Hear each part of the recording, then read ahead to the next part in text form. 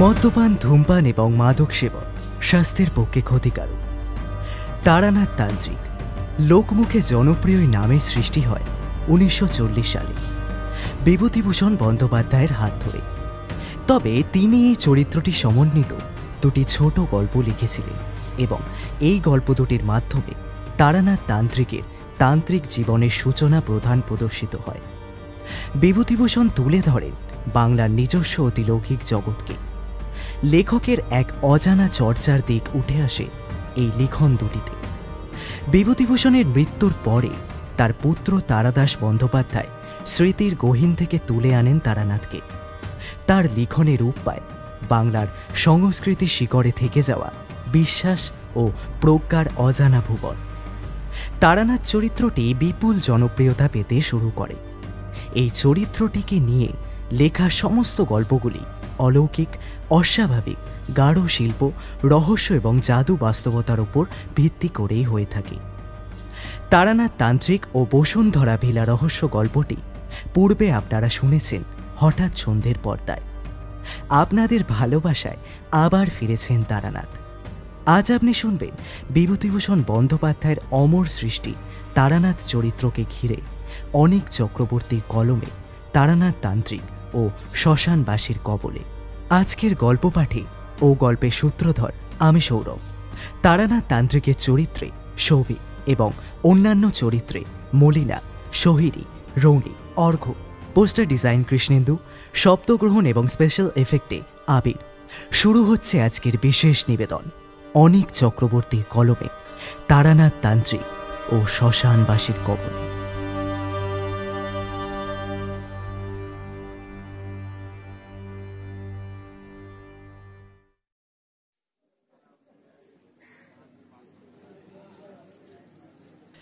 মেঘাচ্ছন্ন আবহাওয়া, বাইরে উদাসীন দৃষ্টি মেলে পথ চলতি মানুষদের আনাগোনা লক্ষ্য করছিলাম। ক্ষণিক তন্দ্রার আবেশও চলে এসছিল ঝুরঝুরে মৃদু শান্তিপ্রদায়ক শীতল বায়ুর স্পর্শে। পরিবেশটা সকাল থেকেই গুমোট। বাদলার দিনে পারিপার্শ্বিক অবস্থাও তেমন ভালো নয় বলে জানলার খড়খড়ি আটকে রেখেছি। থমথমে পরিবেশে শুধুই নিস্তব্ধতার সাথে দেওয়াল ঘড়ির টিকটিক শব্দই বিরাজমান। বাইরে এমনকি ঘরের ভেতর অবধি আলো আধারিতে কানায় কানায় পরিপূর্ণ। সেই সঙ্গে সমগ্র শূন্য ঘরে একাকী বসে কতক্ষণই বা মন টেকে। ছুটির দিনে বিস্তর অবসর যাপনের জন্য মানুষ চায়ের দোকানে যায়, রকে প্রমুখ জনবহুল স্থানে বন্ধুবান্ধবদের সঙ্গে বসে আড্ডার মজলিস জমায়, কিংবা কাছাকাছি সান্ধ্য ভ্রমণের জন্য কোথাও বেরিয়ে পড়ে অনিশ্চিতভাবেই। কিন্তু আমার সেসবের বালাই নেই। ছুটি ছাটার দিনগুলো অবশ্য বাদলা ব্যতীত গৃহেই অবস্থান করি।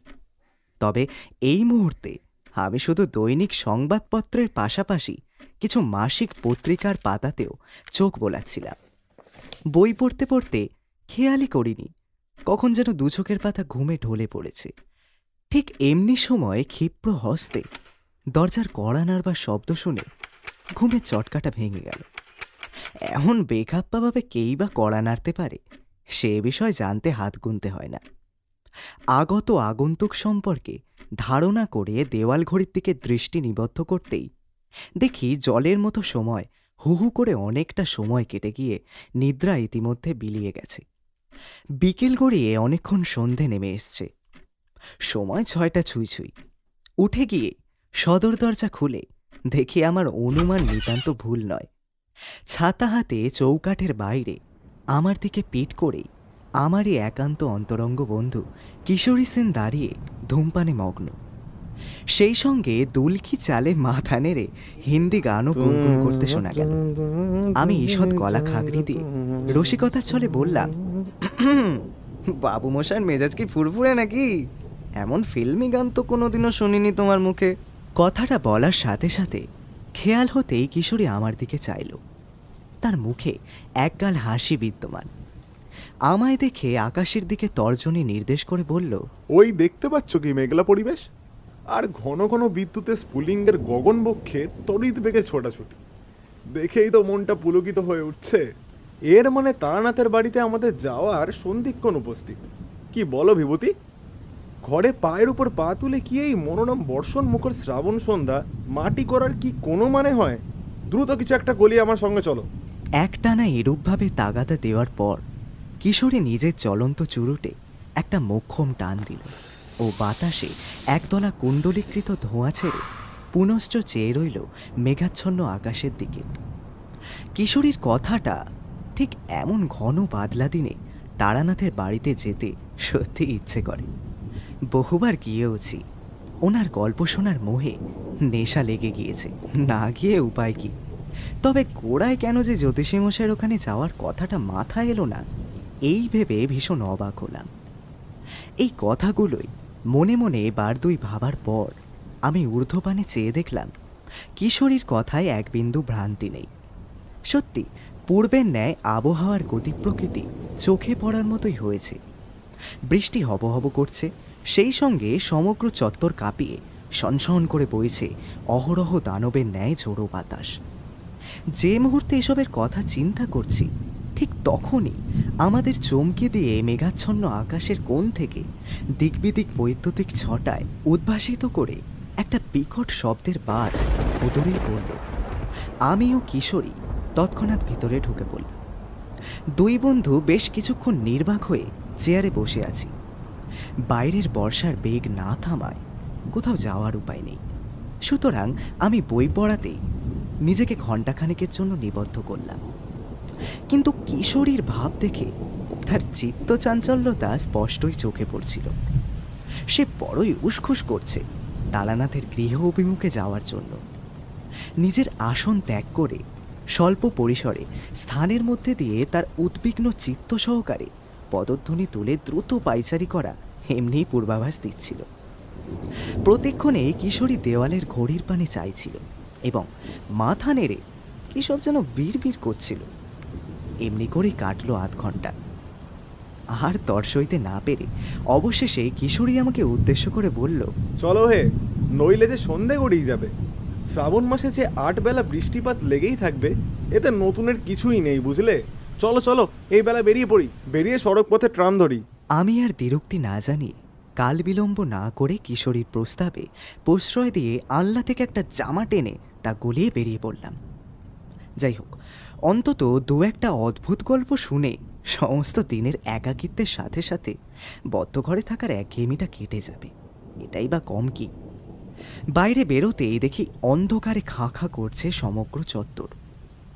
ল্যাম্পপোস্টগুলো মনে হলো বৈদ্যুতিক গোলযোগের কারণে সম্ভবত বিকলই হয়েছে, কেমন যেন ফিকে হয়ে গেছে তীব্র গ্যাসবাতির হলদেটে আলোগুলো। তাছাড়াও আনাচে কানাচে ঘাড় ঘোরাতে এও দেখলাম জনমানবহীন শূন্য পথে হাতে গোনা কয়েকজনের দ্রুত আনাগোনা। দেখে এই মনে হলো প্রয়োজন ব্যতীত এমন বাদলার দিনে মাঝে কেই বা বেরোবে। তখনও মাথার ওপর ইলশে গুঁড়ি বৃষ্টি হচ্ছে। টিপটিপ করে তা বলাই বাহুল্য। ট্রামে উঠে বসতে স্বস্তির নিঃশ্বাস ফেললাম দুজনে এবং মিনিট 20 বাদেই গন্তব্যে পৌঁছানো মাত্রই লক্ষ্য করলাম কিশোরীর প্রসন্ন মুখমণ্ডল। মোড়ের মাথার উড়োদের তেলে ভাজার দোকান থেকে এক চাঙারি বেগুনি ও 8 পয়সার পাসিং শো কিনে ঢুকে পড়লাম মডলেনের সদা সর্বদা অন্ধকারাচ্ছন্ন গলির ভিতর। দরজায় কড়া নাড়তে ভেতর থেকে সেটা তারানাথের অষ্টদশী মেয়ে চারুপ্রভা খুলে দিতেই আমাদের দেখে সে খুবই আহ্লাদের সঙ্গে বলল, আরে কাকা বাবু যে, আসুন আসুন, কতদিন পর এলেন বলুন তো। দাঁড়ান, বাবাকে ডেকে দিচ্ছি। চারির কথা শুনে কিশোরী পরম স্নেহবর্ষিত হয়ে মেয়েটির মাথায় হাত রেখে প্রশ্ন করল, ভালো আছিস তো মা? সংক্ষিপ্ত সূচক উত্তর দিয়ে এই কথাটা বলা মাত্রই চারি ঢুকে গেল বাড়ির ভিতরে। আমরাও দুজনে বাইরে রবার সোলের শু খুলে ভেতরে তক্তপোষের ওপর বসে ইতিউতি চেয়ে দেখতে লাগলাম। আমাদের আশা প্রায় মাসখানেকের ওপর হয়নি।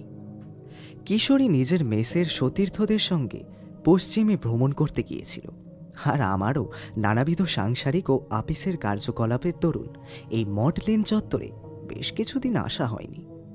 কিন্তু কয়েক মাসের ব্যবধান হেতু আসা মাত্র সবকিছু যেন নতুন ঠেকতে লাগলো। দীর্ঘদিন পর এলাম বটে, আর তাতেই দেখে মনে হলো এই বৈঠকখানার ঘরটার অনেকাংশই পরিবর্তন হয়ে গেছে।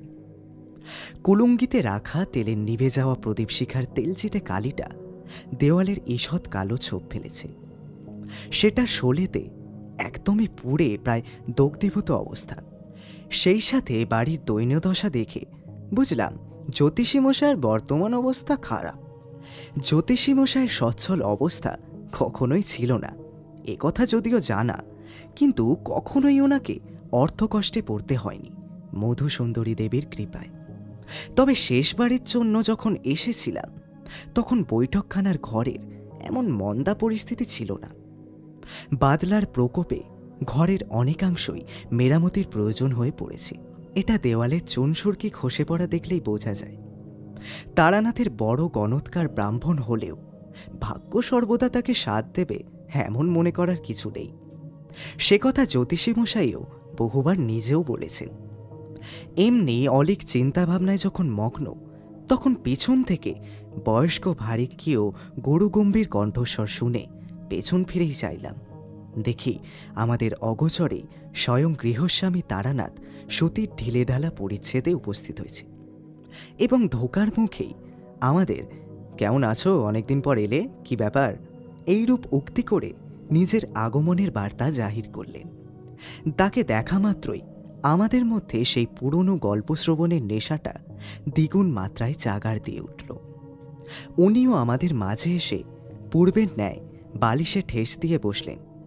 ওনার মুখেও কিঞ্চিত হাসির রেখা ফুটে উঠল বটে, কিন্তু এও লক্ষ্য করলাম আপনজনের দীর্ঘদিন বাদে আগমনের কারণে মানুষের মধ্যে যে পরিমাণ খুশির উচ্ছ্বাস দেখা যায় তার লেশমাত্র নেই তারানাথের মধ্যে।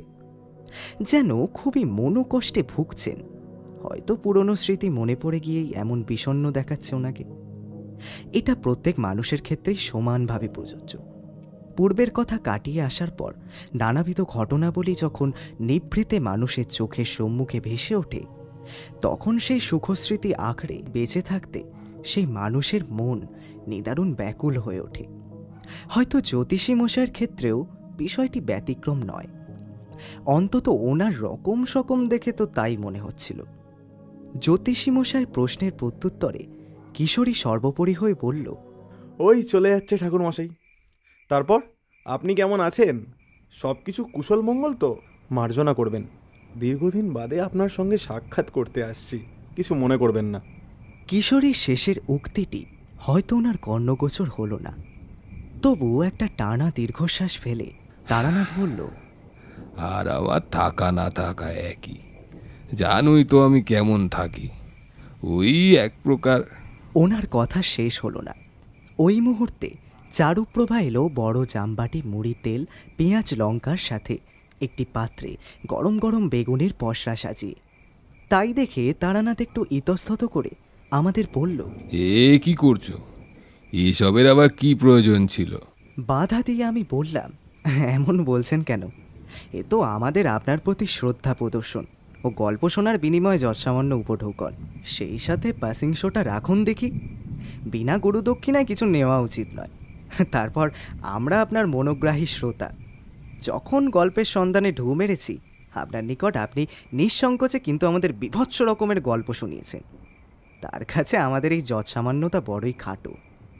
কথকের দক্ষিণাস্বরূপ এটা নিয়ে নিন, আর অযথা আপত্তি করবেন না। কতদিন পর আসছি বলুন তো, এগুলো এনেছি, গ্রহণ করুন। আর আমাদের আজকের আড্ডাতে একটা জমজমাট গল্প শোনান। না না, একটা রোমহর্ষক অভিজ্ঞতা, কেমন? দেখলাম তারানাথ মৃদু হেসে পুনরায় মৌন হয়ে বসে রইল। হাতে থাকা বেগুনিটা আস্তই আছে। ওনার অন্যমনস্ক চাহনি ঊর্ধ্বের কড়িবর্গার দিকে নিবদ্ধ। ঘরের চলন্ত লণ্ঠনের কিঞ্চিত আলো তারানাথের মুখের ওপর ঠিকরে পড়ে চোখ দুটো জলজল করছে। জ্যোতিষী মশাইয়ের এইরূপ স্বভাবের সঙ্গে আমরা যথেষ্ট পরিচিত। গল্প বলার আগে উনি এমনভাবেই কিছুক্ষণ নীরব থেকে জীবনের অভিজ্ঞতালব্ধ কাহিনীটি কিভাবে উত্থাপন করবেন সেই সম্পর্কে গুছিয়ে নেন। ওনার এরূপ বিহবলতা কেটে যেতেই পরক্ষণেই একটা পাসিং শো ধরে তৃপ্তির টান দিয়ে তাচ্ছিল্য হাসি প্রদর্শন করে এবার আমাদের দিকে তাকালেন এবং কিছু যেন মনে পড়েছে এমন সুরে বললেন, অভিজ্ঞতা সেটা জীবনে প্রতিনিয়তই ঘটছে। সেই পুরনো দিনের কথাগুলো মনে পড়লে আজও চলে যেতে ইচ্ছা করে সেসব ঘটনাস্থলে। ইচ্ছা করে কেমন করে ওইসব সাংঘাতিক বিপদ সময়ের হাত থেকে নিজেকে রক্ষা করে বেঁচে ফিরেছি সেসব পুনশ্চ সচক্ষে প্রত্যক্ষ করার। জানো তোমরা, কিছু কিছু অতীত স্মৃতি ভুলে গেলেও ভালো ছিল। ওসব দুর্দর্শ দৃশ্যাবলী এখন এত বছর বাদেও স্মৃতির অতল গভীর থেকে উঠে এসে চোখের সামনে যখন ভেসে ওঠে তখন বিধাতার প্রতি কৃতজ্ঞ থাকি যে সঠিক সময় উনি আমাকে রক্ষা করার পথ বাদলে দিয়েছেন। আবার অনেক সুখ স্মৃতিও ভোলা যায় না। তন্ত্রমার্গে থাকার সময় যে সমস্ত সম্প্রদায়ের সাধু সন্তদের সান্নিধ্যে আমাকে আসতে হয়েছে তাদের এক একজনের কাজ কারবার দেখলে মাথা ঘুরে যাওয়ার জোগাড়। চোখের সম্মুখে একজন তান্ত্রিক সন্ন্যাসীকে খুন হতে অবধি দেখেছি, যদিও সেটা তার নিজেরই কৃতকর্মের ফল। খুন? এমন তো কখনো শুনিনি। কথাটা নিজের অজান্তে অস্ফুট স্বরে বেরিয়ে এলো। সেই কথা শুনে তারানাথ মাথা নেড়ে বলল, হ্যাঁ, খুন, ধারালো অস্ত্র দিয়ে, তা আবার নির্জন শ্মশানের মধ্যে, আমার চোখের সম্মুখে। এটাই আজকে আমি তোমাদের শোনাবো বলেই মনস্থির করেছি, বুঝলে? কথাটা শুনে আমরা দুজনেই বললাম, তবে দেরি কেন? বলেই ফেলুন, এই বর্ষার দিনে জমে যাবে ব্যাপারটা। একদম। কি বলো কিশোরী? নিশ্চয়ই নিশ্চয়ই। তারানাথ 3 পেয়ালা চায়ের জন্য চারিকে হাঁক দিয়ে দগ্ধ প্রায় সিগারেটটা নারকেল মালায় গুজে পুনরায় অপর একটি ধরিয়ে বলতে শুরু করলেন,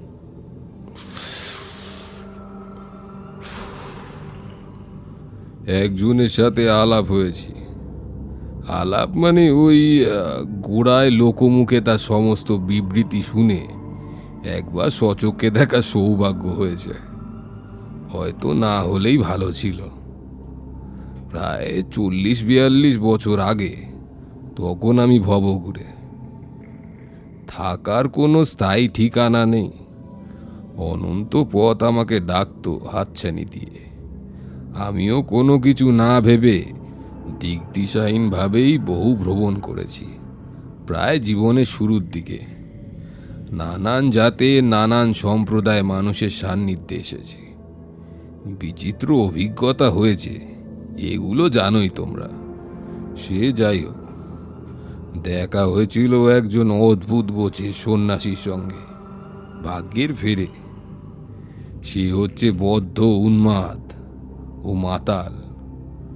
সর্বক্ষণ মদ্যপ হয়ে শ্মশানে ছাই ভস্য গায়ে মেখে নেশায় চুর হয়ে পড়ে থাকত। আর পরিচ্ছেদ বলে কিছু নেই বললেই চলে, একটা লেংটি ব্যতীত। কাঁচা পাকা গোঁফ, দাড়ির জঙ্গলে মুখ ভর্তি। চোখের চাউনিটা ছিল বড়ই অদ্ভুত। পাংশুটে মুখটা দেখতেও সুশ্রী নয়। অন্ধকারেও রক্ত জবার ন্যায় লাল টকটকে হয়ে চোখ দুটো জল জল করত। সিরিঙ্গি গোছের দৈহিক গঠন এবং মাথার উঁচু চূড়া, কাঁধ অব্দি জট পাকানো চুল নেমে এসেছে বিক্ষিপ্ত বিচ্ছিন্নভাবেই। হাতে ইয়া বড় বড় নখ, আর সেই ময়লা হাতেই সর্বদা থাকতো এক চিলিম গাজার কলকে। প্রথম নজরে তাকে দেখে উন্মাদগ্রস্ত বলে মনে হলেও সে যে বিদুষী সাধু সেইটা টের পেয়েছিলাম এক আমাবস্যার রাতে। আমরা দুজনেই আগ্রহের সুরে উত্তেজিতভাবে তারানাথকে বলে উঠলাম, কি হয়েছিল ঠাকুরমশাই? একটু বিস্তারিত আর গোড়া থেকে বলুন না।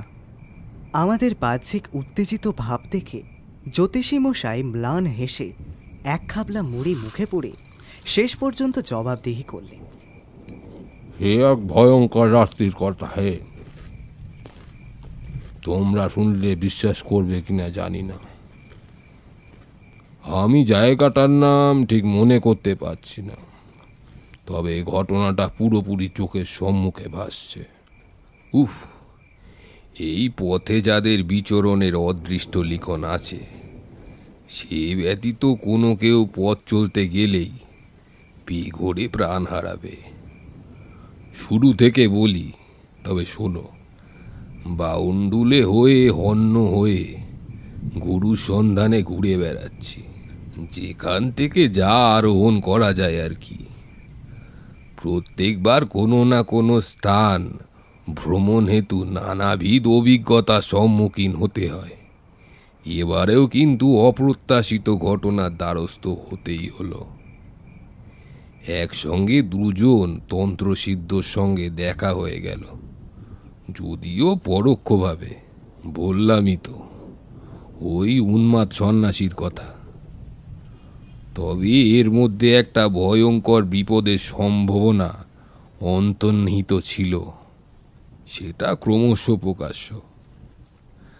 তাছাড়াও সমস্ত ব্যাপারটা বললে বুঝবে।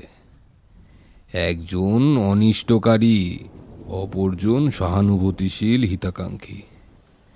সেই বিচিত্র অভিজ্ঞতা আজ প্রায় 40-42 বছর অতিক্রম করেও ভোলা কঠিন। আর যিনি আমার জন্য প্রাণপাত করেছিলেন, তিনি না জানি কোথায় চলে গেছে। তোমরা তো এই বিষয়টা বিলক্ষণ জানো। কাউকে আঁকড়ে ধরতে চাইলে ভাগ্যে নির্মমতা তার থেকে বিচ্ছেদ ঘটাবেই। আমার মনে হঠাৎ সন্দেহের উদয় হল, প্রেম কাহিনী শোনাচ্ছেন না তো আবার তারানাথ? তন্ত্রের পরিমণ্ডলে থাকলেও উনি যে নারীর প্রতি সদা আসক্ত ছিলেন, এ কথা একেবারে সত্যি। সেই কথা মনে হতেই দেখি তারানাথ বলা থামিয়ে আমার দিকে গম্ভীরভাবে চেয়ে থেকে বলল, মনে হওয়া আর বাস্তবতার মধ্যে যথেষ্ট তফাৎ আছে, বুঝলে বিভূতি? তুমি যে তা ভাবছো, আদৌ সেসব কিছুই নয়। মুহূর্তেই বিদ্যুৎ খেলে গেল। উনি তো আমার মনের কথা না বলতেই বুঝতে সক্ষম, যতক্ষণ ওনার সান্নিধ্যে আছি। তাই নিজেকে একটু সামলে নিয়ে নিরুত্তরই রইলাম। তারানাথের কথার ইঙ্গিতটা বুঝতে পেরে আমি অপ্রস্তুত হয়ে চায়ের পেয়ালা তুলে সংকোচ দমন করার চেষ্টা করতে লাগলাম। কিশোরী দেখি ভাবলেশহীন মুখেই সমগ্র ঘটনা শোনার জন্য উদ্গ্রীব হয়ে বসে আছে। জ্যোতিষী মশাই আর কথা না বাড়িয়ে ওনার বলা আরম্ভ করলেন। গুরুর সন্ধান পাওয়া মোটেই সহজ নয়। এই কথা তো তোমাদের বহুবার বলেছি। যাদের যাদের নিজের গুরু রূপে বরণ করেছি, তাদের সঙ্গে দেখা আমার আকস্মাৎ অদৃষ্টের লিখনে। ঘুরতে ঘুরতে একটা নাম না জানা অখ্যাত পল্লিকায় চলে এসেছি। ইতিউতি যত দূর দেখা যায় শুধু ধুধু মাঠ, আর একটু এগিয়ে যেতে চোখে পড়ল মৃদুমন্দ গতিতে বইতে থাকা দিঘি। দিঘি স্বচ্ছ টলমলে জলরাশি দেখে আর থাকতে পারলাম না। একেই জ্যৈষ্ঠের তপ্ত দুপুর, সমগ্র জায়গা জুড়ে হুহু তাপ বইছে। দীর্ঘক্ষণ পথ চলে ঘেমে নিয়ে স্নান করে গেছি, তাই এক ফাঁকে ঝাঁপ মারলাম শীতল দিঘির জলে। দেহ মন জুড়িয়ে এলো অদ্ভুত প্রশান্তিতে। তোমরা তো জানোই, আমি যেখানেই যাই না কেন আমার নিত্য বাসভূমি গায়ের শ্মশান নতুবা মন্দির। গৃহস্থ বাড়িতে থাকা সুযোগ ঘটলে তা সমূলে প্রত্যাখ্যান করি। তাতে নাকি সাধক বৈরাগ্যের ওপর প্রভাব পড়ে। শ্মশান অতি পবিত্র স্থান। অন্তর যেমন কলুষমুক্ত হয়, তেমনি বৈষয়িক জড়বস্তুর প্রতি মোহভঙ্গ হয়। সাধকের আধ্যাত্মিক প্রগতির উন্নতি ঘটে। আমি স্নান সেরে ওই দিঘির পাড় দিয়ে হাঁটতে হাঁটতে বহু দূর থেকে বনানী সংলগ্ন একটা স্থান দেখতে পেয়ে দ্রুত এগিয়ে গেলাম। একটা পাকুড় গাছে শিকড় নদীর জলে অনেকখানি নেমে ক্রমেই জলমগ্ন হয়েছে। থাকার একটা নির্দিষ্ট আস্তানা অন্বেষণের পর ওই শ্মশান ভূমিটা পেয়ে দেখলাম শ্মশানের ভিতরে বিস্তীর্ণ এলাকা জুড়ে দেখলাম একটা বড় ভগ্নপ্রায় মন্দির। ভিতরে ঢোকার জো নেই, আলকাতরার মতো অন্ধকার পরিপূর্ণ। মন্দির জুড়ে বৃক্ষাদি শ্রেণী নিজেদের আধিপত্য বিস্তার করেছে। দিন কতক ভগ্নপ্রায় কালী মন্দিরের ভেতর কাটিয়ে দেব এমনটাই স্থির করেছিলাম। শুধু দরজার বাইরে শান বাঁধানো চত্বরে ক্ষুদ্র ক্ষুদ্র অংশ পরিচ্ছন্ন করে দিয়ে আমি ঠেস দিয়ে বসে পড়লাম। ইতিউতি চেয়ে দেখি সমগ্র এলাকা জুড়ে শুধু বন বনানীতেই পরিপূর্ণ। নাম না জানা পাকপাকালির গুঞ্জনে শ্মশানের ভিতরটা ভরে গেছে। সেই সাথে দূর দূরান্তে ছড়িয়ে থাকা গুটি কয়েক নিভে যাওয়া চিতা, ভূমিতে ইতস্তত ছড়িয়ে ছিটিয়ে হাড়গোড়, ভাঙা কলসি, শতচিত্র মাদুর ইত্যাদি।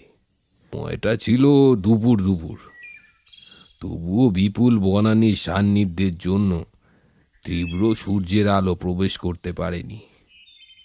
যাই হোক, আমার এসবে তেমন কোনো মতলব নেই।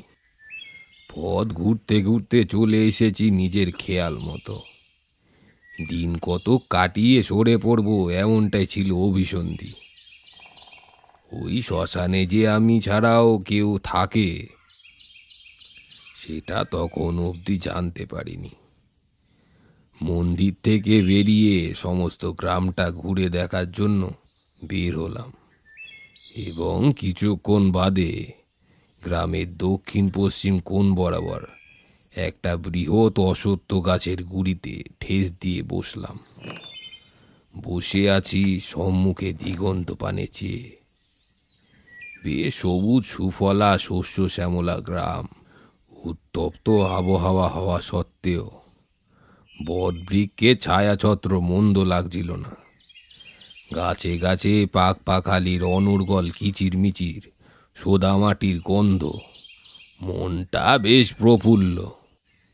এমন সময় দেখি দূর থেকে দলে দলে নারী পুরুষ নির্বিশেষে গ্রামের স্থানীয় বাসিন্দারা এসে আমাকে গড় হয়ে প্রণাম সেরে ইচ্ছে মতো এটা ওটা দিয়ে যাচ্ছে। গাগঞ্জের মানুষেরা সাধু সন্তদের প্রতি মারাত্মক রকমের অনুরক্ত হয়ে দেবতা জ্ঞানে আপ্যায়ন করে। নিজেদের সংসারের মঙ্গল হেতু তাদের কাছে নানান পরামর্শ চায়। সকলে যখন ধীরে ধীরে বিদায় নিচ্ছে, ওই সময় একজন ক্রন্দনরত স্ত্রীলোক, বয়স আন্দাজ বছর 30 কি 32-এর কাছাকাছি, চুমকা আমার পা ধরে অশ্রু বিসর্জন করে সর্বসমক্ষে কি বলল জানো? বলল, আমাকে মন্তর দিন সাধুজি, আমাকে মন্তর দিন, আমাকে মন্তর দিতেই হবে, আমার সংসারে মন নেই। বেশ খুঁটিয়ে খুঁটিয়ে ক্রন্দনরতা ওই স্ত্রীলোকটিকে পর্যবেক্ষণ করলাম। হাঁটো সাঁটো সুডোল শ্যামলা দেহের গঠন, সর্বাঙ্গে লেপ্টে জড়ানো নীলাম্বর তাঁতের ভিজে শাড়ি। ইতিপূর্বেই স্নান সেরে ফিরেছে মনে হলো। এতটাই ভিজে যে তখন ওই স্থানেই সর্বাঙ্গ থেকে জল গড়িয়ে গড়িয়ে পড়ছে। মাথায় এক ঢাল সিঁদুর, সর্বাঙ্গ আভূষণে সুসজ্জিত, এমনকি পায়ে গাঢ় আলতার প্রলেপ লাগানো। দেখতে সুশ্রী না হলেও সাদামাটা। বেশ অবাক হলাম। সাধারণ পল্লীবালার এরূপ সাজসজ্জার কিরূপ কারণ থাকতে পারে সেটা বুঝতে পারলাম না। ডান বাহুতে একটা মাদুলি অবধি কোষে বাঁধা, কেমন যেন একটা ঘোরের মধ্যে আছি দেখে মনে হলো। চোখ দুটো ক্লান্তিতে অর্ধ বোঝা। সেই সঙ্গে স্ত্রীলোকটির এরূপ অবান্তর কথা শুনে আমার মাথায় আকস্মাৎ বজ্রাঘাত হলো। এমন একজন নিতান্ত সাধারণ সধবা স্ত্রীলোক নিজের সংসারের দায়িত্ব ছেড়ে তন্ত্রের দীক্ষা নেওয়ার জন্য ব্যাকুল। বহু প্রচেষ্টায় তাকে ওই পথ থেকে বিরতি করলাম। তবে গোড়াতেই আমার একটা সন্দেহ মনের অভ্যন্তরে বেশ গাঢ়ভাবে দানা বেঁধেছিল। কিন্তু ওই স্ত্রীলোক আরও কাছে আসতেই সেই সন্দেহ প্রবণতা ক্রমেই আরও দৃঢ় হলো। চায়ের পেয়ালায় সজোরে চুমুক দিয়ে সম্মুখের দিকে ঝুঁকে কিশোরী সেন বিস্ফারিত চোখে জ্যোতিষী মশাইয়ের দিকে চেয়ে তার মনের কৌতূহল থেকে উদ্ভূত প্রশ্নটা নিক্ষেপ করল। কি সন্দেহ হয়েছিল ঠাকুরমশাই? বললেন না তো। সন্দেহটা কি সত্যি প্রতিপন্ন হয়েছিল? আমিও প্রশ্নের উত্তরের অপেক্ষায় বেশ উসখুস করছিলাম। আমাদের মনের গতিক বুঝতে পেরেই হয়তো তারানাথ বলল, হ্যাঁ, তুমি ঠিকই ধরেছ। ধীরে ধীরে ওই স্ত্রীলোকের নিকটবর্তী হওয়ার সঙ্গে সঙ্গে পরিবেশে একটা উৎকট গন্ধ ছড়িয়ে পড়েছিল। তবে সেটা শুধু আমিই পাচ্ছিলাম। মৃত্যুর পর শরীর যেমন ফুলে ওঠে, হুবহু এমনটাই ওই মহিলার মধ্যে দেখেছিলাম। সেই সাথে আরও কিছু বৈশিষ্ট্য লক্ষ্য করলাম। আমার মনে একটা ধারণা স্পষ্ট হলো, ওই স্ত্রীলোক মোটেই জীবিত নয়, অনেক আগেই মৃত্যু হয়েছে। সাধকের কাছে অপশক্তির সমস্তটাই ধরা পড়ে, বুঝলে। তবু আমি গোড়ায় সেটা নিজের মনের ভ্রান্ত ধারণা ভেবে ওনাকে উদ্দেশ্য করে বললাম, মা, সংসারে থেকেও তুমি ঈশ্বর সাধনা করতে পারো। এতে ঈশ্বরের কোনো প্রয়োজনীয়তা নেই। এই পথ যে সকলের জন্য সুপ্রশস্ত নয়। কিন্তু বিশেষ কাজ হলো না। এতক্ষণ অবধি ওই নিরীহ স্ত্রীলোক বিলাপ করছিল ঠিকই, তবে নিজের মনোপুত উত্তর না পেয়ে নিমেষের মধ্যেই ওর একটা ক্রোধের ভাব ফুটে উঠল। সেই ক্রোধ ইহ জগতের কোনো মানুষের পক্ষে দেখানো সম্ভব নয়। ওই ক্রোধিত স্ত্রীলোকের চাহনির মধ্যে ছিল বীভৎস হিংসা, হত্যা করার দুর্দম অভিসন্ধি। সে প্রথমে অট্ট হাসিতে ফেটে পড়ল। সেই হাসির শব্দ শুনে জ্যান্ত মানুষের হৃদকম্পন বন্ধ হয়ে যাওয়ার সম্ভাবনা খুব প্রবল। চেয়ে দেখলাম উপস্থিত গ্রামবাসী একটা স্থানে চুপচাপ দাঁড়িয়ে করজোড়ে ইষ্টদেবকে স্মরণ ও বৈদিক মন্ত্রোচ্চারণে ব্যস্ত। আমি তাদের মন্ত্রোচ্চারণের গতি ও ধ্বনি দুই বৃদ্ধি করতে বললাম, যাতে ওই পিশাচ কারোর অনিষ্ট না করতে পারে। সকলেই আমার নির্দেশ মেনে সমস্বরে উচ্চস্বরে মন্ত্র আওড়াল। ওম হিম শ্রীম ক্লিম অদ কালিকা পরমেশ্বরী স্বাহা। ওম হিম শ্রীম ক্লিম গদ কালিকা পরমেশ্বরী স্বাহা। ওম হিম শ্রীম ক্লিং অদ কালিকা পরমেশ্বরী স্বাহা। মন্ত্র জপে কাজ হলো।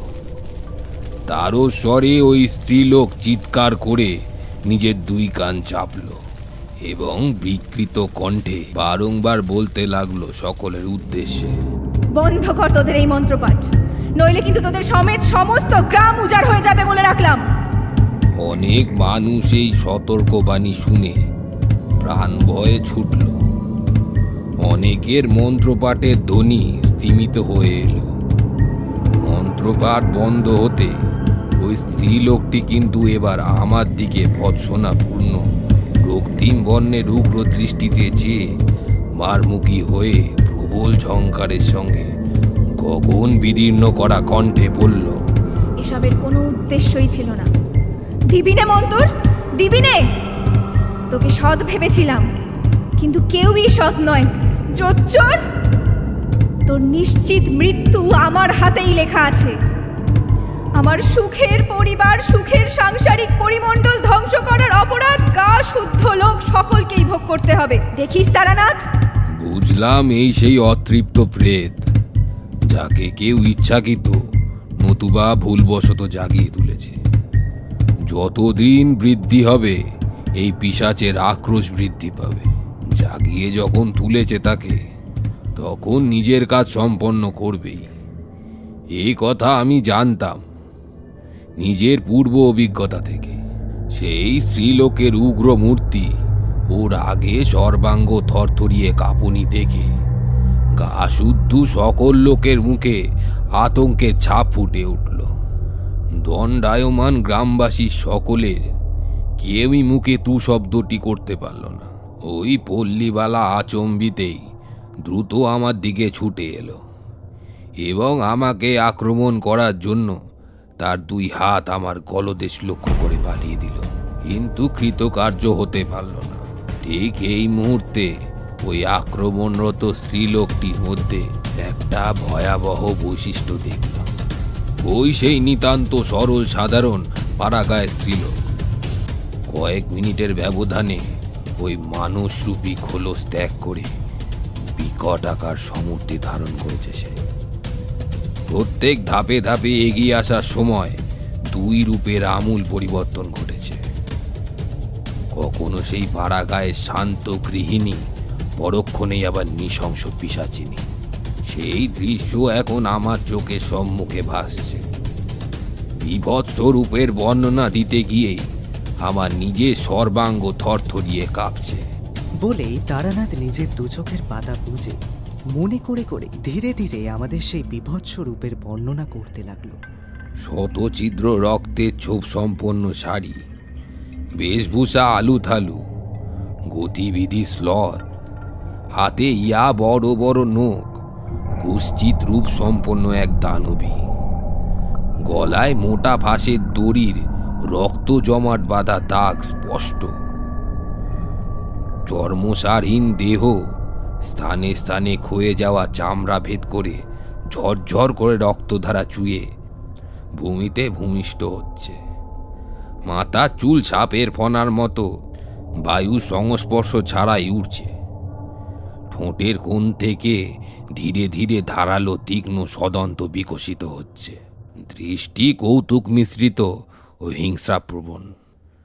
আমার ওই বটবৃক্ষের আনাচে কানাচে কোথাও কেউ নেই। একজোড়া হাঁস আমাদের থেকে কিছুটা তফাতে যাচ্ছিল জলাশয়ের দিকে। এক নিমিষেই সেই পিশাচি ওদের দিকে দৃষ্টি নিক্ষেপ করল এবং সেই মুহূর্তেই ইন্দ্রজাল ঘটল। চোখের পলকে ওই হাঁস দুটো চুম্বকের মতো পিশাচি সহচার্যে আসতেই একজোড়া হাঁসকে আস্ত মুখে পুরল সে এবং বিশ্রী শব্দ উত্থাপন করে খেতে লাগল। ওই সময় পিশাচি রূপ ছিল শান্ত সুডল পল্লীবালা। সবের ন্যায় দুই চোখের চাহনি, মুখ থেকে মৃত প্রাণী দুটি টাটকা রক্ত চুয়ে চুয়ে পড়ছিল।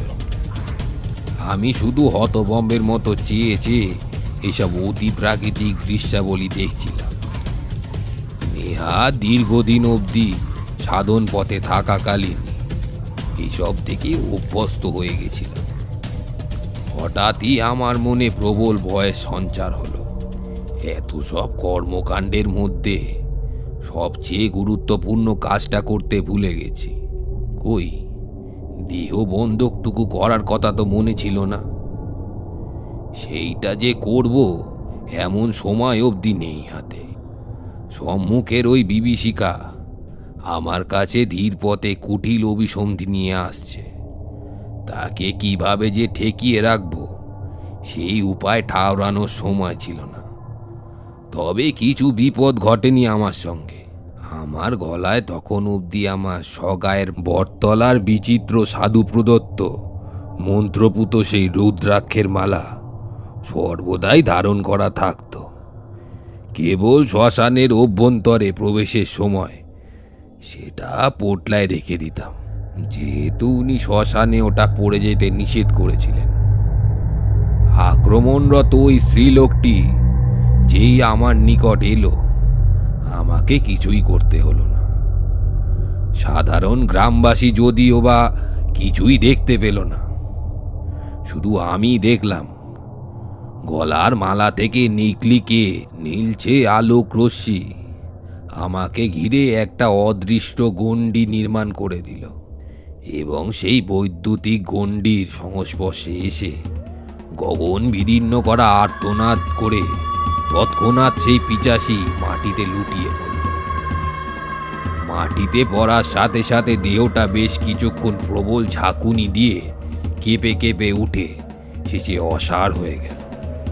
এইসব দেখে দণ্ডায়মান গ্রামবাসীর মনে বেশ ভয়ের সঞ্চার ছিল। আর হবে নাই বা কেন, মাথার ওপর সূর্যের আলো বিরাজ করছে এবং সেই সময়ে প্রথম এসব অপ্রাকৃতিক বিভৎস ঘটনা দেখে মস্তিষ্ক কতই বা সহ্য করবে শুনি। এইসব দেখে মস্তিষ্কের বিকৃতি হওয়াটা নেহাত অস্বাভাবিক নয়।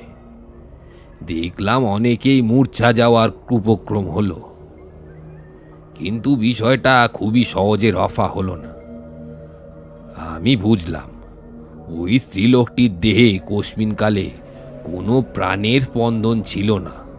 মৃতদেহে কেউ বশীভূত পেট সঞ্চালন করে গায়ের মানুষের শান্তশিষ্ট জীবন প্রণালীতে বিঘ্নের সৃষ্টি করতে চাইছে। আমি সব কিছুই বুঝলাম, তবে কাউকে কিছু বললাম না, পাছে সকলেই ভয় পেয়ে যায়। শুধু বিধান দিলাম যে এই মৃতদেহের সৎকারের ব্যবস্থা করতে। সৎকারে সমস্ত পূজাদিকৃত সমগ্রটাই আমি করব, এমনটাই স্থির করেছিলাম। এমন মন প্রবৃত্তি নিয়েই এগোচ্ছি। সমবেত জনতার মাঝে একটা বয়স্ক কণ্ঠের ধ্বনি কানে এসে সহসা প্রবেশ করতেই ঘুরে দাঁড়ালাম। দেখি অতি প্রবীণ বৃদ্ধ শ্রেণীর ব্যক্তি বেরিয়ে এসেছে। দেখে মনে হলো বয়স প্রায় 84 অতিক্রম করেছে। মেরুদণ্ড সামনের দিকে ঝুঁকে গেছে বয়সের ঝোঁকে। মুখে চোখে অসংখ্য বলি রেখা উকি মারছে। পরনে ফতুয়া আর খাটো ধুতি।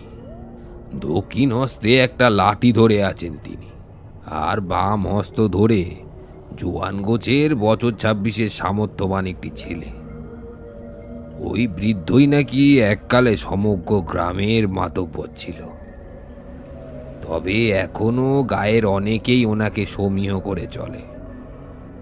আমাকে দেখে অতি ক্ষীণ স্বরে সাহিত্য স্ত্রীলোকটির দিকে আঙুল নির্দেশ করে বলল, বাবা, ওই যে নিচু জাতের মেয়ে, বংশানুক্রমভাবে ওদের শ্মশানের মাটিতে কবর দেওয়ার রীতি আছে, আর আপনি বলছেন চিতা সাজিয়ে দাহ কাজ করার জন্য। এটা কি সঠিক হবে বলে মনে হয়? অনর্থ হবে না তো? প্রশ্ন করলাম। আপনি কি চেনেন এনাকে? বেঁচে থাকতে কখনো দেখেছেন? বৃদ্ধ কেন উপস্থিত কেউ কোনো উত্তরই দিতে পারল না। ওদের থমথমে মুখ দেখে বুঝে নিতে অসুবিধা হলো না যে কেউই ওই স্ত্রীলোককে দেখেনি। কিছুক্ষণ নীরব থাকার পর বৃদ্ধ শুধু এই বললেন, এরকম বেশভূষা সম্পন্ন অনেক মেয়েই নাকি তাদের গায়ে নানাবিধ গৃহস্থ ঘরে গতর খাটিয়ে উপার্জন করে। এরা সকলে ওই নিচু জাতেরই হয়। এই স্ত্রী লোকটিও এমনই একটি সম্প্রদায় হবে হয়তো। কথাটা আন্দাজে বলা হলো, এমনটা বুঝতে পারলাম। তবু আমি বললাম, এই স্ত্রীলোকটির মৃতদেহের মধ্যে দুরাত্মা বন্দী হয়ে আছে। এখনো যদি এই দেহ নিশ্চিহ্ন না করে মাটি চাপা দেওয়া হয়, তবে যে তাকে সঞ্চালন করেছেন তার আহ্বানে ওই মৃত জেগে উঠবে। তখন তাকে ঠেকানো বড়ই কঠিন হয়ে যাবে। হয়তো সবকিছু নিয়ন্ত্রণের বাইরে চলে যাওয়া অস্বাভাবিক নয়। আমার কথা শুনে বৃদ্ধের মুখমণ্ডলে জৌলুস ক্রমেই মিলিয়ে গিয়ে সাদাটে বিবর্ণ হয়ে গেল। উনি কয়েক কদম পিছিয়ে গেলেন এবং আরও একটি কথা ওনার মুখ থেকে বেরোলো না। সম্মতি সূচক ইঙ্গিত মেনে দুইজনকে মৃতদেহ আগলে রাখার দায়িত্বে নিযুক্ত করা হলো। বললাম, যতক্ষণ না আমরা চিতা সাজিয়ে ফিরে আসছি ততক্ষণ অবধি দুটি ছোকরা ওই স্ত্রীলোকের পা ছুঁয়ে বটবৃক্ষের ছত্রছায়ায় বসে প্রতীক্ষা করবে। কিন্তু কি ভুলটাই না করেছিলাম, সেই কথা মনে হলে বড্ড অনুতপ্ত হই। আজও কাঁচা বয়সেই মানুষের অসংখ্য ভুল ভ্রান্তির সম্ভাবনা থাকে। কি হলো জানো, আমরা যখন প্রায় সকলেই ওই স্থান ত্যাগ করে শ্মশানের উদ্দেশ্যে রওনা হয়েছি, তখন যাওয়ার সময় মনের মধ্যে কেমন একটা বিপদ ধ্বনি বেজে উঠল। মনে হলো আমাদের এই স্থান ত্যাগ করে যাওয়া মোটেই সমীচীন হচ্ছে না। ভাবনাটা মাথায় এলো ওই অসত্যতলা পেরিয়ে প্রায় 20-25 কদম যখন চলে এসেছি, আমি বাকিদের শ্মশানের চিতা সাজাবার উদ্দেশ্যে রওনা করিয়ে নিজে অজ্ঞাত কারণ হেতু ফিরে এলাম সেই অসত্যতলায়। যতই এগোই ততই মনের মধ্যে অস্বস্তিটা ক্রমশ বৃদ্ধি পাচ্ছিল। আর একটু কাছে গিয়ে কিশোর কণ্ঠের একটা পরিত্রাহী আর্তনাদ শুনে সর্বাঙ্গ শিউরে উঠল। চোখের সম্মুখে যা দেখলাম সেটা তো মিথ্যে হতে পারে না।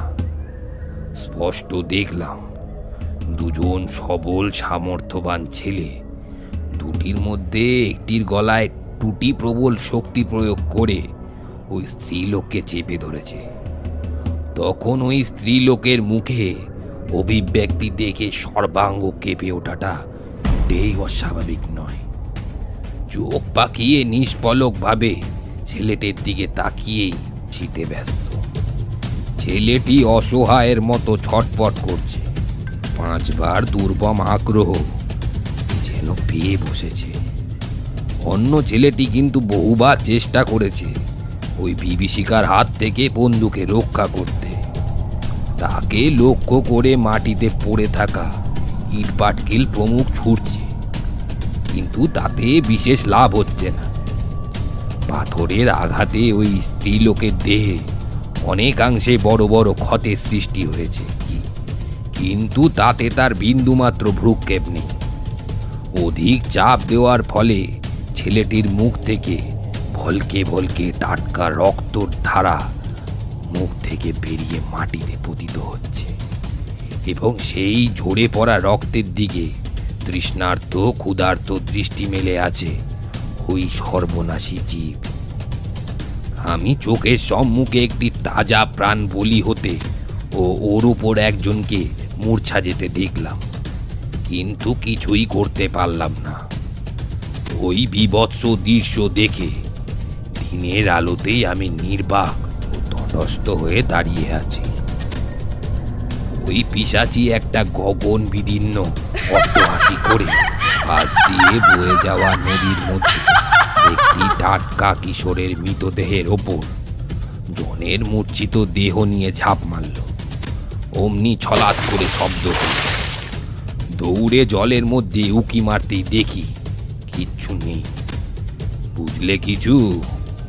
যা মনে হচ্ছিল কোনো তন্ত্রবিদ গতকাল রাতে নদীর জলে ভেসে আসা মরা ডাঙায় তুলে মন্ত্র বলে তাদের মধ্যে প্রাণের সঞ্চার করেছে। সেটা যে কি দুঃসহ তোমাদের বলে বোঝানো কঠিন। এক মনে চেয়েছিলাম জলের পানে। পিছন থেকে সমবেত গ্রামবাসীর কলরব শুনে ঘুরে তাকালাম এবং দেখলাম সকলেই ভীতগ্রস্ত। তাদের শুধিয়ে অযথা আতঙ্কের কারণ জানতে আরও অবাক হলাম। তারা যা বলল তাতে বিস্ময়ের মাত্রা সীমা ছাড়িয়ে গেল। ভিড়ের মধ্যে থেকে অপেক্ষাকৃত হৃষ্টপুষ্ট দৈহিক গঠনের কৃষ্ণকায় জোয়ান ব্যক্তি বেরিয়ে এলো। সে আসতেই আরও সকলে তাকে রঘু বলে সম্বোধন করে ডাকছিল।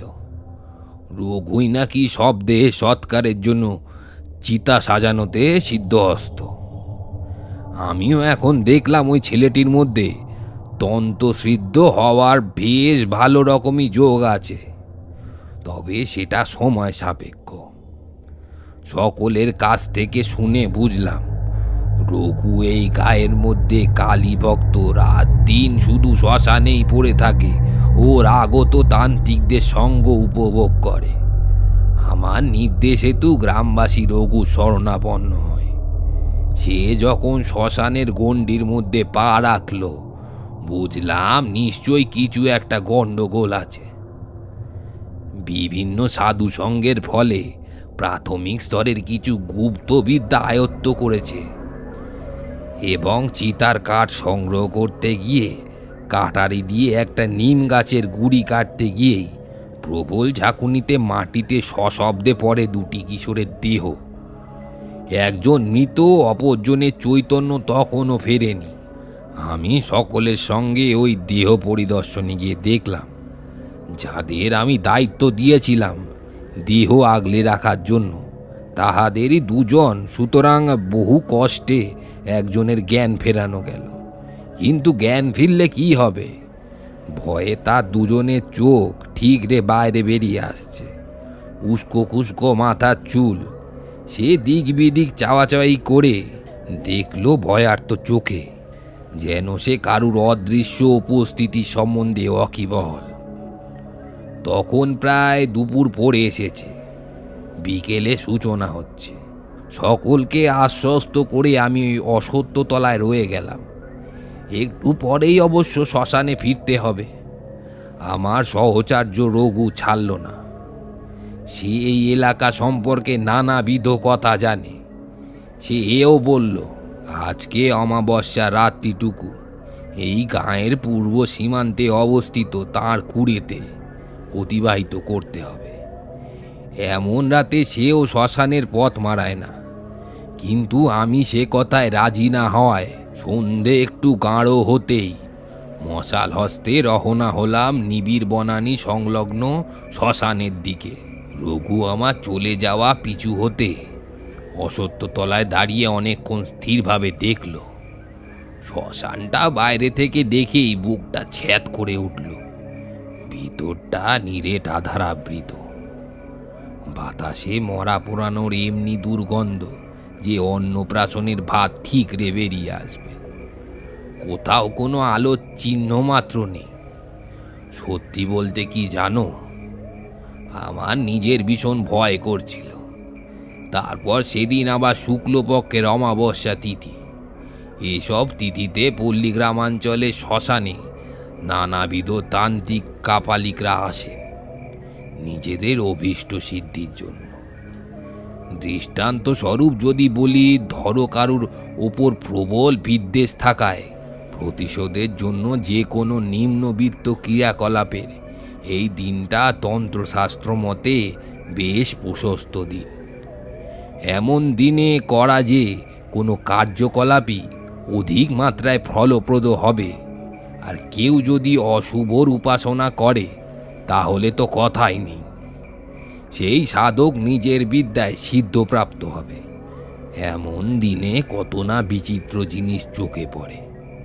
সেসব সুস্থ স্বাভাবিক বিচার বুদ্ধি দিয়ে বিচার বিষয় হয় না। সমগ্র দিনটা একটা অস্বস্তির মধ্যে কাটছিল। বিশেষত কিছু যে অপ্রীতিকর ঘটবে গভীর রাতের দিকে, এই বিষয়ে আমি মোটেই সন্নিধান ছিলাম না। অসত্য তলায় বসে থাকাকালীন বহু জনমানবের সমাগম হেতু এবং রঘু মারফত এ কথা জানতে পারলাম যে এই গায়ে শ্মশানের একজন পাগলি সন্ন্যাসী বাস করেন। ওই উন্মাদ সাধুর নাকি বহুবিধ ক্ষমতা। মৃত মানুষকে সে জীবন দানে সক্ষম। শুনে আমার মনে নিদারুণ কৌতূহলের জন্ম হলো। কিন্তু গায়ের সমগ্র বাসিন্দা আমাকে পই পই করে নিষেধ করলো ওই সাধুর সান্নিধ্যে যেতে। এও বলল, সব সাধুদের সঙ্গে গিয়ে নিজের জীবন দুর্বিষহ করে তুলবেন না। ওদের হেন কোনো কাজ নেই যা ওরা পারে না। আমাদের গায়ে হারু মিত্তিরের ছেলে কে কি সব ছাই পাশ গিলিয়ে তো উন্মাদি করে দিল বাবা। শেষে ওই জল জ্যান্ত সুস্থ সবল ছেলেটা নিখোঁজ হয়। একটু সামলে চলবেন। নানা মানুষ আমাকে বহু সতর্কতা দিল, কিন্তু যার জীবনের আদ্যপ্রান্ত কেটেছে নানাবিধ ভীতিরস সম্পন্ন বিচিত্র অভিজ্ঞতায়, তার ভয়ে কাবু হয়ে ওই স্থান পরিত্যাগ করা নিতান্তই বোকামি। ওই সাধুর প্রতি আমার কৌতূহল বৃদ্ধির ফলে আমি তৎক্ষণাৎ সমস্ত শ্মশান চষে ফেললাম, কিন্তু কোথাও ওই সাধুর টিকিটি অবধি দেখতে পেলাম না। আমার উদ্দেশ্য ছিল গুরুর প্রদত্ত বীজমন্ত্র জপ করেই রাতটা কাটিয়ে দেব। সে আশা আমার পূরণ হয়নি, কারণ ওইটা ছিল কাল রাত্রি।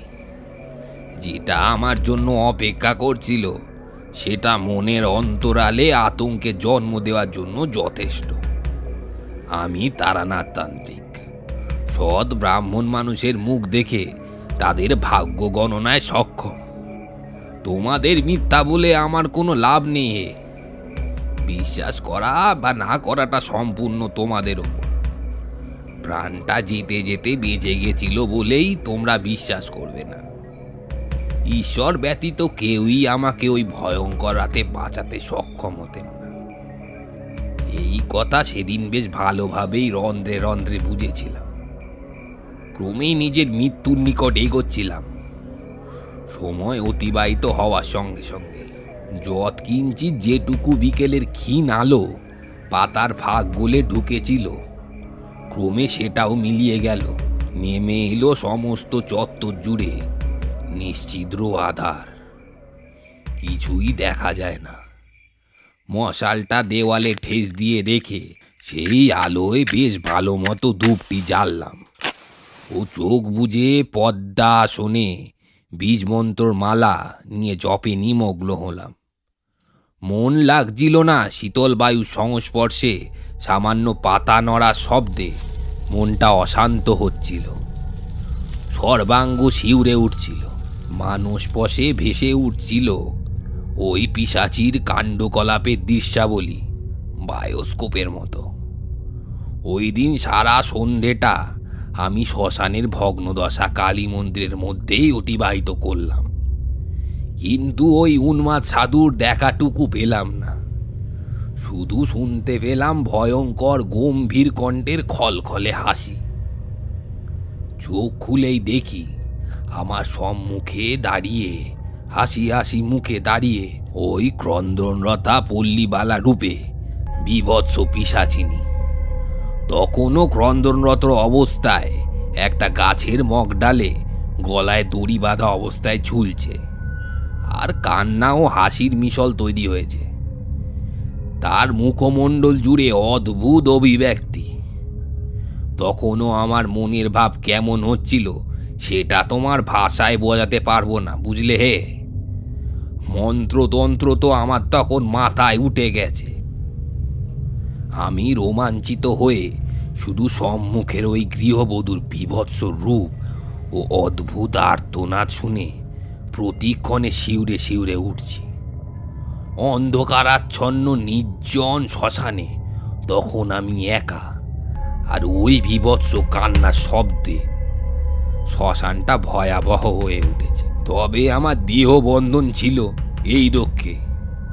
শ্মশানে ঢোকার মুখেই সেটা নিখুঁতভাবে সেরে দেখেছি। আচমকা দেখি কোনো কিছু নেই সামনে। গাছটা শুধু তীব্র ঝোড়ো বাতাসের ঝাপটায় দোল খাচ্ছে। বিপদ তো সবে শুরু। একটু পরেই আবার পরিচিত কণ্ঠ শুনে দক্ষিণ দিকে চোখ পেরাতে বিস্ময়ের সীমা রইল না। সকালের আহত ছেলেটি বেজার মুখে আমার সম্মুখে দাঁড়িয়ে। আমি আড়ষ্ট কণ্ঠে মাঝে মাঝে খেই হারানোর মতো প্রশ্ন করলাম, কে তুমি? এখানে কি মতলবে শুনি? আমার কথা শুনে প্রবল বিদ্রুপ মিশ্রিত অট্ট হাসি শুনতে পেলাম। ছেলেটির অন্তর থেকেই সেটা আসছে বটে, কিন্তু সেটা ছেলেটির মুখ দেখে বোঝার উপায় নেই। সেই হাসি সম্পূর্ণ মেহেলি কণ্ঠের। ওই মেহেলি কণ্ঠের সত্ত্বাধিকারী আমাকে বলল, তারানাথ, আজকে এই শ্মশান থেকে প্রাণ নিয়ে ফিরে যেতে পারবি না। আমাকে দমন করা অত সহজ নয়।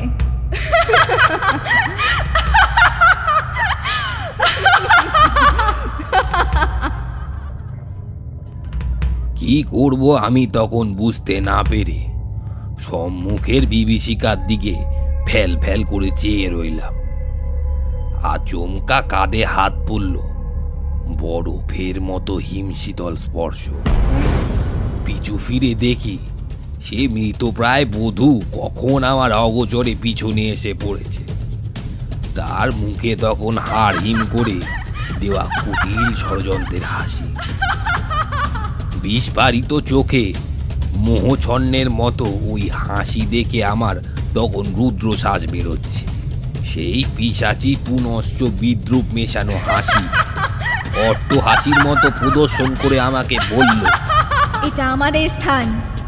আমরা অষ্টপ্রহর এই পবিত্র শ্মশানের দেখা সাক্ষাৎ করি। আমরা এখানকার নিত্য অধিবাসী। উচ্চতন্ত্রের সাধকের দেওয়া মন্ত্রপুত গণ্ডি ভিন্ন আমাদের সর্বত্র অবাধ বিচরণ কেউ ঠেকাতে পারবে না। তোর আজকে শেষ দিন। এই বলে সে আমার গলা লক্ষ্য করে হাত বাড়িয়ে দিল। ভয়ে বিস্ময়ে দিশেহারা হয়ে আমি অস্ফুট আর্তনাদ করে ওই স্থান ছেড়ে প্রাণপণে ছুটতে শুরু করলাম। পথে কতই না ভয়ঙ্কর দৃশ্য দেখলাম। কেউ আস্ত মরদেহের মাংস ভক্ষণ করছে, নয়তো কোনো কোনো গাছের ডালে জীবন্ত মৃতদেহ ঝুলছে। সে যে রূপ ভয়াবহতা আমি স্বচক্ষে প্রত্যক্ষ করলাম, সেসব মিথ্যে নয়। শুনলাম কান্নার গুঞ্জন, কৌতুক হাসি। আমি পিছু না ফিরে বিরাট শ্মশানের চত্বরে ঊর্ধ্বশ্বাসে দৌড়ে যাচ্ছি। ক্রমেই গতি শ্লথ হয়ে আসছে। একটা সময় পথের মাঝে একটা ভাঙা কলসিতে আছাড় খেয়ে পড়লাম এবং দেখলাম চলে এসেছি একটা দেরায় পণ্য কুটিরের কাছাকাছি। এবং সেই কুটিরের পাশেই বিরাট নিম গাছের গুড়ির কেন্দ্র মাটির তৈরি বেদিতে বসে আছেন একজন দীর্ঘাকায় তেজস্বিনী জটাজুড়িধারী সদ্য যৌবনা, যার পরনে কৃষ্ণবর্ণের শাড়ি, বাহুমূলে রুদ্রাক্ষের জড়িয়ে, পিঠ ছাপিয়ে গেছে এলো চুলে, ললাটে ত্রিপুণ্য কাকা, একাগ্র মনে মন্ত্র উচ্চারণ করে চলেছে। সে কি কণ্ঠ! সাক্ষাৎ কালীর রুদ্র অবতার। পরিষ্কার মন্ত্রের উচ্চারণে মনোবল ফিরে এলো। আমি ভীত পায়ে কিছুটা এগিয়ে গিয়ে ওই ভৈরবীকে প্রণাম করলাম। উনি চোখ খুললেন। সেই চাহনিতে উপচে পড়ছে জ্যোতি। সাধারণত খুবই উচ্চ মার্গের সাধিকাদের মধ্যেই এমন লক্ষণ দেখতে পাওয়া যায়। ওই ভৈরবী ত্রিসীমানায় কোনো অপশক্তি আসার ক্ষমতা নেই। আমাকে দেখা মাত্রই উনি সমস্তটা বুঝে পাশে রাখা একটা পাত্র থেকে বৃদ্ধাঙ্গুলিতে কিসের প্রলেপ নিয়ে ছটান আমার মস্তকে তিলক কেটে দিলেন। আমাকে অভয় দিয়ে বললেন, ভয় নেই বৎস, আমাকে মা ওই শয়তানের নিধনের জন্যই পাঠিয়েছেন। নির্ভয়ে আমার সঙ্গে এগিয়ে চলো। আমি নিরুত্তর রইলাম। দূরে একটা গাছের আড়াল থেকে ওই পিশাচিকে উকি মারতে দেখে বুকের রক্ত ছলাৎ করে উঠল। ওই বীভৎস মূর্তির ক্রোধের বহিঃপ্রকাশ দেখার মতো। অদ্ভুত অঙ্গি ভঙ্গি করে আমার দিকে রক্তচক্ষু মেলে কটাক্ষপাত করে আছে, কিন্তু এই নির্দিষ্ট গণ্ডি অতিক্রম করতে সামর্থ্যহীন। ওই সাধিকার গলায় পারদ উঁচু করে দুইবার বলল, জয় মা, জয় মা। অমনি আশেপাশের পারস্পরিক বিশৃঙ্খল পরিস্থিতি সহজ হয়ে গেল। আমার মনের মধ্যে ক্রমান্বয়ে বাজতে থাকা একটা বিপদের ঘণ্টাটা ধীরে ধীরে স্তিমিত হলো। বুঝলাম পরিস্থিতি স্বাভাবিক, তবে বিপদ এখনো সম্পূর্ণ কাটেনি। ওই সাধিকা নিজের আসন ত্যাগ করে আমাকে বলল, হে বৎস, আমার পথ অনুসরণ করো। অনেক বড় কাজ যে বাকি, তোমার সহায়তার প্রয়োজন হবে। আমি নিঃশব্দে ওই ভৈরবীর পথ অনুসরণ করলাম। আমরা দুজন বেশ সাবলীলভাবে শ্মশানের অভ্যন্তরে প্রবেশ করলাম। যতই এগোচ্ছি ততই ঝিম ধরানো উগ্র কটুগন্ধ নাকে এসে ধাক্কা মারতে লাগলো। সেই উন্মাদ সাধুর আস্তানার কাছে পৌঁছে দেখলাম গন্ধের উৎস অধিক তীব্র। দেখলাম একটা ঝুপড়ির মতো স্থানে উলঙ্গ সাধু উবু হয়ে বসে নরকরটিতে মদ ঢেলে খাচ্ছে, আর অনর্গল খল করে উন্মাদের মতো খাচ্ছে। তার পাশেই গনগন করে জ্বলছে ধুনি, সেটার দিকেই নিবিষ্ট মনে চেয়ে আছে সে, এবং শুকনো ডালপালা গুজে দিচ্ছে। তার চাইতেও সবচেয়ে যেটা ভয়াবহ সেটা হলো লাইন দিয়ে প্রায় 4টে মৃতদেহ শোয়ানো। কি বলবো বিভূতি, তোমাকে উন্মাদগ্রস্ত সাধুর বিচিত্র কাণ্ড কারখানা দেখে আমার তখন কপাল বেয়ে তর করে কাল ঘাম ছুটছে। মরদেহের পরনে একটা সুতি অবধি নেই। ওই উন্মাদগ্রস্ত সাধুর বিপরীত জনের প্রাণহীন দেহের সঙ্গে শারীরিক সম্পর্ক স্থাপন করছে। অন্যত্র দাঁড়িয়ে ওই বিভৎস পিশাচ সাধারণ পল্লীবালার রূপ ধরে সেই দৃশ্য দেখছে এবং ডুগরে ডুগরে কাঁদছে। সহসা ওই ভৈরবীর হুঙ্কার শুনে সন্ন্যাসীর হুঁশ ফেরে। আমাদের দিকে চাইতেই একটা বিকৃত অভিব্যক্তি তার সমগ্র মুখ জুড়ে খেলে যায়। ভৈরবী হাতে ত্রিশূল ছিল, সেটার ডগা মাটিতে পুঁতে দিয়েই নিমিষেই ভূমিটা কিছুটা কেঁপে উঠল। এরপর শুরু হয় দুজনের মধ্যে ভীষণ লড়াই। সেই লড়াইয়ের স্থিতি বর্ণনা করার মতো আমার মানসিক অবস্থা ছিল না। আমি আচ্ছন্নের মতোই দেখছিলাম এসব। হঠাৎ আমার কানে আসে ওই সন্ন্যাসীর একটা বীভৎস আর্তনাদ। সেটা প্রবেশ করতেই আমি চেয়ে দেখি রণচণ্ডীর রূপ নিয়ে ওই ভৈরবী উন্মাদ সাধুর গলায় ধারালো ভোজালির কোপ বসিয়েছে। সমগ্র চত্বর জুড়ে ওই সাধুর রক্তে ভরে গেল। আমি জ্ঞান হারালাম। জ্ঞান হতে দেখলাম আমি তক্তপোষের ওপর শুয়ে আছি। আমার পায়ের কাছে উদ্বিগ্ন চোখে বসে আছে সেই ভৈরবী। জ্ঞান ফিরতেই উনি আমার শারীরিক স্থিতির খবর নিলেন এবং জলের পাত্র এগিয়ে দিলেন। আমি প্রশ্ন করলাম, কি হয়েছিল আমার? উনি সেই প্রশ্নের উত্তরে বিস্তারিত বললেন। এই গাঁয়ের থেকে 2টো গ্রাম পেরিয়ে একটা ক্ষুদ্র পল্লী গ্রামে বাস করত মৃণালিনী। মৃণালিনী হলো তোমাকে আক্রমণরত ওই সধবা মেয়েটি। সাধুর চক্করে পড়ে তার সমস্ত সংসার উজাড় হয়ে যায় এবং পরস্পর সকলের রহস্যজনকভাবে মৃত্যু হয়। গাঁয়ের লোকেরা ব্যাধির প্রকোপে মৃত্যু হয়েছে এমন ঠাউরে নদীর জলে ভাসিয়ে দেয়। নদীর স্রোতের টানে সেই দেহ অক্ষত অবস্থাতেই এই শ্মশানে এসে পৌঁছয়। সাধু তখন সুযোগ বুঝে ওই দেহ সৎকার না করে নিজের সাধনার কাজে লাগিয়ে ওই মৃত মেয়েটির দিকভ্রান্ত আত্মাকে ওর শরীরে সঞ্চালন করে বন্দি করে রেখে তার আজ্ঞাবহে ভূমিকা পালন করতে বলে। মৃত্যুর পর তার আত্মার গতি না হওয়ায় সে সুযোগ খুঁজতে শুরু করে নিজের প্রতিশোধ নেওয়ার।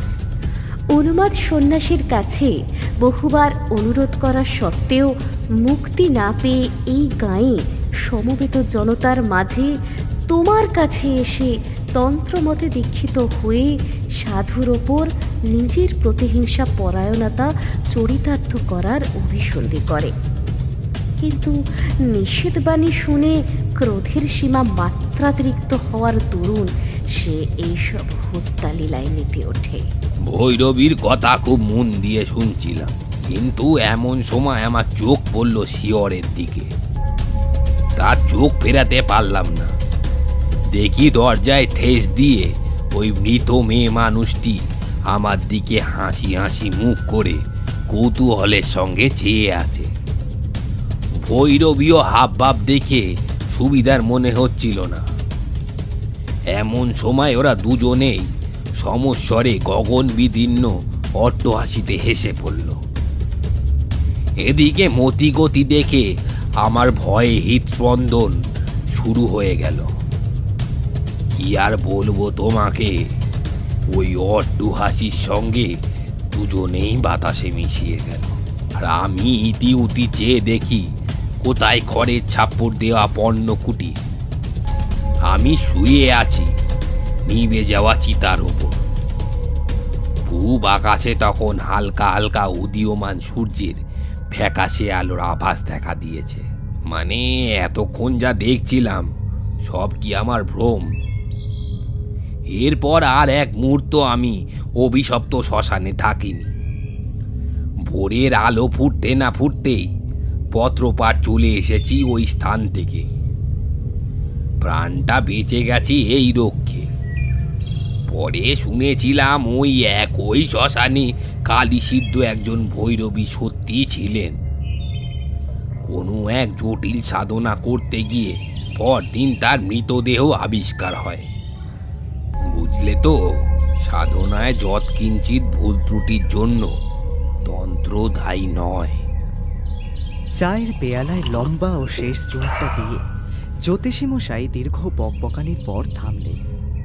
আমরা এতক্ষণে যেন একটা ঘোরের মধ্যে বিরাজ করছিলাম। গল্প শেষে যেন সম্বিত ফিরে পেলাম। কারুরই আর কথা বলবার বা গল্পের খুঁত ধরে অহেতুক অবিশ্বাসযোগ্য প্রসঙ্গ উত্থাপন করার ইচ্ছা বা মানসিকতা কিছুই ছিল না। আমরাও বেরিয়ে এলাম ওই দিনের মতো মডলেন থেকে। কবজি উল্টে ঘড়িতে দেখি সময় রাত্রি ৮। আজ আপনারা শুনছিলেন অনিক চক্রবর্তীর কলমে তারানাথ তান্ত্রিক ও শ্মশানবাসীর কবলে। কেমন লাগলো আজকের নিবেদন? গল্পটি যদি আপনাদের ভালো লেগে থাকে অবশ্যই লাইক, শেয়ার ও সাবস্ক্রাইব করতে ভুলবেন না। কিন্তু সঙ্গে থাকুন, আবারও এক রোমাঞ্চকর গল্প নিয়ে ফিরছে হঠাৎ সন্ধে।